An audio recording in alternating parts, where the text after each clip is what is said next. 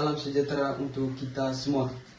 Perkenalkan, nama saya Cristiano Dekvian Lui, biasa dipanggil Diki, NIM 41124029.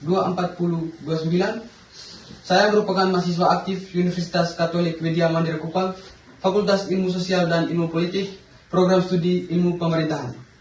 Pada kesempatan kali ini, saya akan memaparkan atau menjelaskan struktur dan fungsi sistem politik menurut Gabriel Almond. Menurut Gabriel Almond, sistem politik terdapat 6 struktur, yaitu yang pertama, kelompok kepentingan, yang kedua, partai politik, yang ketiga, legislatif, yang keempat, eksekutif, yang kelima, birokrasi, dan yang keenam, badan peradilan.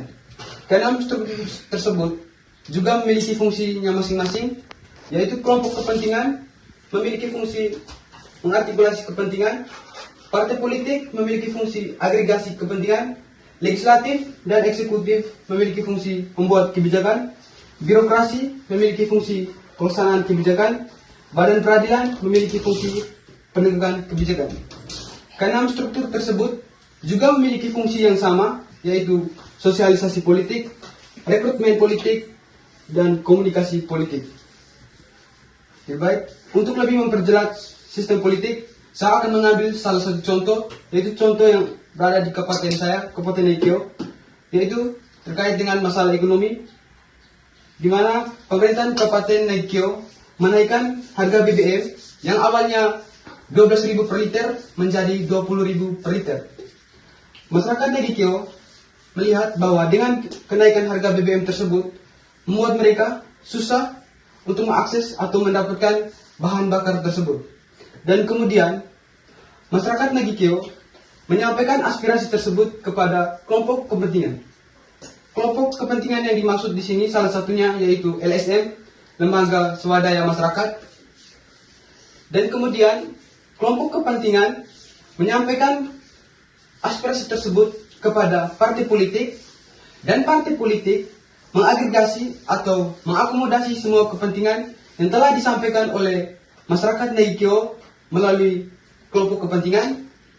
Dan kemudian partai politik menyampaikan kepada salah satu anggota partai politik yang berada di legislatif untuk membahas terkait dengan kenaikan harga BBM di Kabupaten Naikio.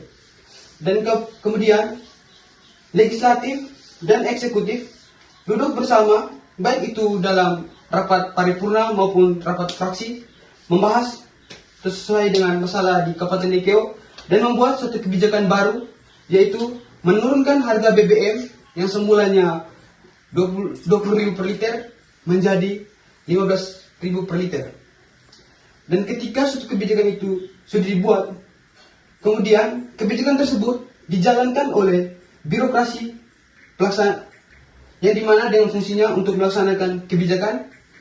Dan ketika birokrasi tidak menjalankan kebijakan tersebut dengan baik, maka badan peradilan akan melakukan penegakan kebijakan kepada para birokrat yang telah melanggar kebijakan tersebut.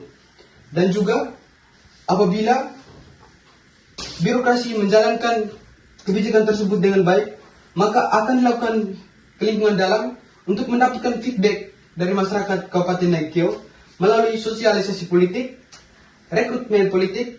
Di sini pemerintahan Kabupaten Naikio menggunakan media sosial salah satunya untuk melakukan rekrutmen politik. Dan ketika sosialisasi politik dan rekrutmen politik sudah didapat, maka lahirlah yang namanya komunikasi politik.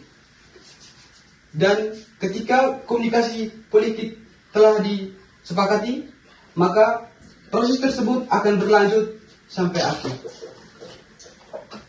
Sekian pemaparan materi dari saya terkait dengan struktur sistem politik menurut Gabriel Almond.